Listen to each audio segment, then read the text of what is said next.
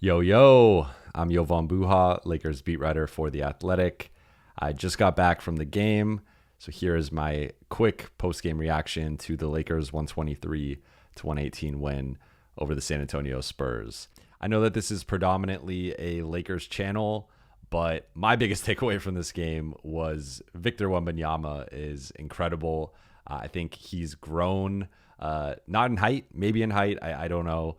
But he's certainly grown in terms of the type of player he is since we last saw him about 2.5 months ago in mid-December in San Antonio.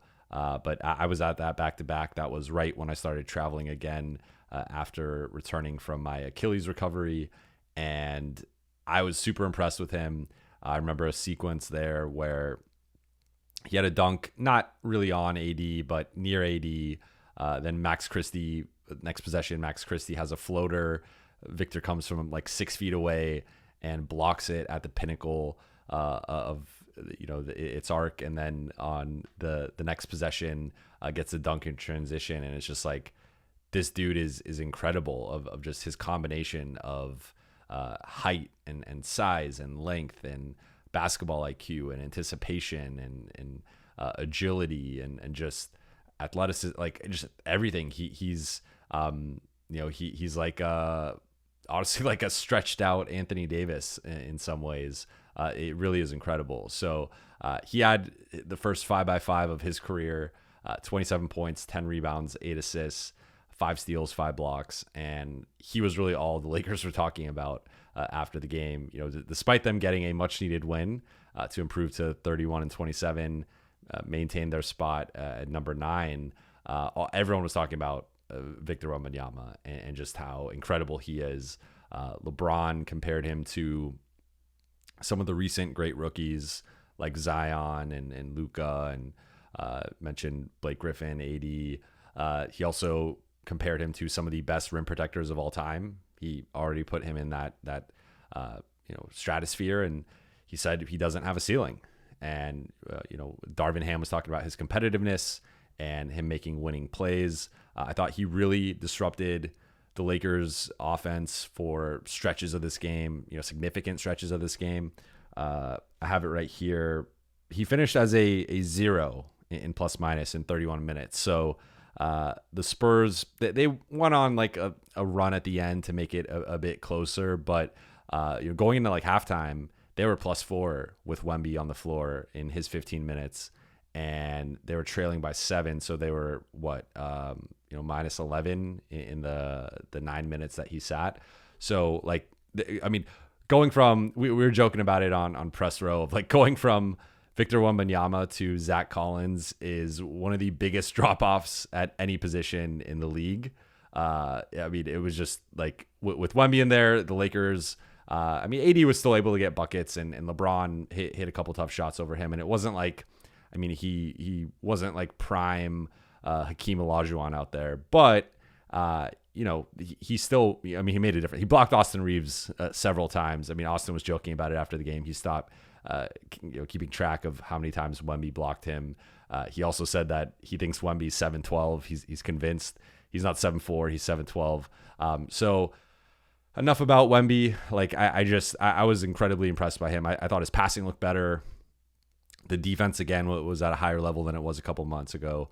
But that was just as like a pure basketball fan and as someone who does this for a living, just seeing him actualize the hype. Like, I know the Spurs didn't win, and he still has some holes in his game that he needs to improve on. Like the passing, there's some turnovers and the finishing and different things, but like he was drawing fouls on the Lakers. He got AD in foul trouble. You got Jackson Hayes in foul trouble.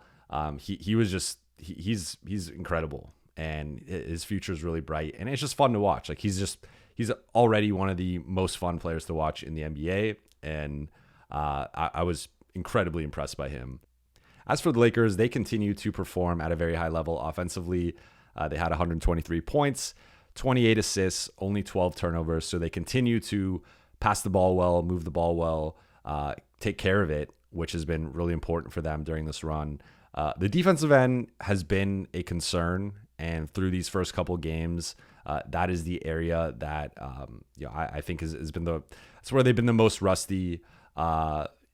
It's just they've been out of rhythm. I think part of it is the game plan. I do think that there were times in the third and fourth quarter where they just continue to leave Spurs shooters wide open. And I know some of those guys, the percentages say you should probably give them those looks, but it kind of bit them for a stretch there where once again they had this double-digit lead midway through the third that San Antonio cut down to I believe as low as 3. I think it was like 93-90 with a couple minutes left in the third, and then Lakers distance themselves and rebuilt the lead. But to me, against a better, like if the Spurs didn't have one of the worst rosters in the league outside of Wemby, and this was just like an average team, like the Lakers probably lose this game. And so I like LeBron was great. I thought for missing a couple of games, for not being 100%, he had 30 points. I thought, he made some tough shots over Wemby. He was kind of the guy who ultimately sealed the game in the fourth quarter with just big basket after big basket. Anthony Davis, awesome as always, 28 points, 13 rebounds. I thought he held his own against Wemby and did about as well as you can do, factoring in the size and just with the way San Antonio is now targeting Wemby in situations that I don't think they were a couple months ago. He gets the ball now way more like that. I remember in December there was just stretches where it was like, do they know that this guy is on the team and 7'4", 7'5", or whatever he is, and they would just go away from him for stretches of half a quarter, a full quarter, and it just didn't really make sense to me. But now San Antonio is aggressive with it. Of if they're getting downhill, they're throwing the lob to Wemby, and he's wrestling guys inside and pinning them and using swim moves, and like they're using him in a much better way. I still think they could maximize him a bit more, but for the most part, I think San Antonio has started to figure out more effective ways to use him. And in turn, that put a lot of pressure on the rim. It put a lot of pressure on the Lakers defense. And they did counter with some zone, and San Antonio struggled. When they played zone in December, San Antonio lit them up. Not as much tonight, although, again, they did hit some timely threes in the second half that made the final score a bit closer than it probably should have been. But I think the Lakers defense, to quote Doc Rivers, it still might be in Cabo. They I don't think their defense has checked back in after the All-Star break, and they're going to need it on Sunday because Sunday is a really important game against the Phoenix Suns. Lakers have a chance to go up 4-1 in the season series. They technically played the Suns a fifth time because of the play-in tournament, but I mean, to go 3-2 versus 4-1, it's not necessarily a huge difference, but the Suns are a team that has dropped to 7th and is sort of within striking distance if the Lakers can continue their recent play. So this is a really big game for them, and this level of defense is not going to cut it, especially if Bradley Beal plays in that game, which, given the Lakers' injury luck, he'll play in that game and miss the next 3. They're going to need and part of it's personnel, but they're going to need the best defensive effort possible. And I don't think they can afford to just cheat off guys and get caught in rotations and, let guys catch a rhythm the way that it's happened. It happened tonight against San Antonio, and it's happened so many other nights that they've lost games or been in closer games than they should have because of their defensive strategies. So I think that's something that they're going to have to shore up. I think AD hasn't looked himself fully, and I don't know how much of that has to do with his voice. Speaking with him post game, he was inaudible. Like, you could not hear him. His voice is completely gone. And I joked last night that it sounds like Doc Rivers smoking, after smoking a pack of cigarettes. And it's probably more like 2 packs now. Like, he just has no voice. So he didn't do media again. Who knows when he's going to get his voice back? But I think that does affect things on the defensive end. If you're a backline defender, you're the guy you funnel things into can't call out coverages and calls and dictate and quarterback the defense, so to speak. So that might be a factor right now, but I think overall, like the Lakers offense continues to perform really well. We know what LeBron's going to do. We know what AD is going to do. D'Lo had 22 points, 6 assists on his 28th birthday. Like overall, the offense is in a really good place. The starting group is in a good place. It's just kind of coming down to health. Again, playing some smaller lineups, not having Christian Wood, not having Vando, not having Cam.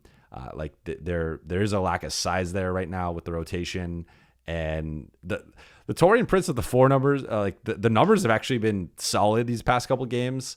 They haven't gotten killed the way that you would think they would get killed with Taurean next to 3 guards, but I don't think it's sustainable, and I don't think it's going to hold up against better competition. Like the Warriors are playing better, but they're still a 10 seed, and the Spurs are one of the worst teams in the league.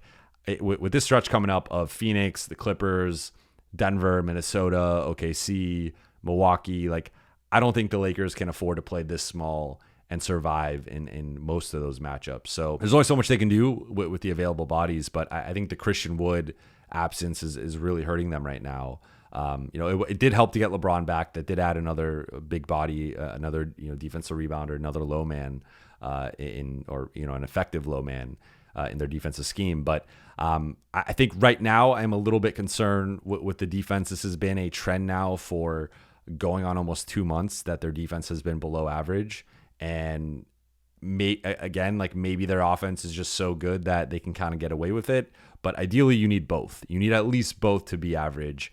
And the Lakers defense has not been average for quite some time now. So that's really my quick thoughts off tonight's game. I will be heading to Phoenix tomorrow, but before then I will be posting the San Antonio vlog.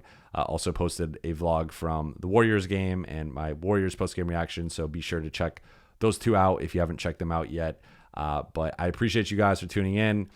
For those who said they don't like the yo-yo, I'm going to stick with it for now. But we'll see if more people chime in. I might cut that out, but that's become my thing over the last couple of years. So I'm planning on sticking it for now. I'm sorry. But I know some people enjoy it, and for those who do, I appreciate you.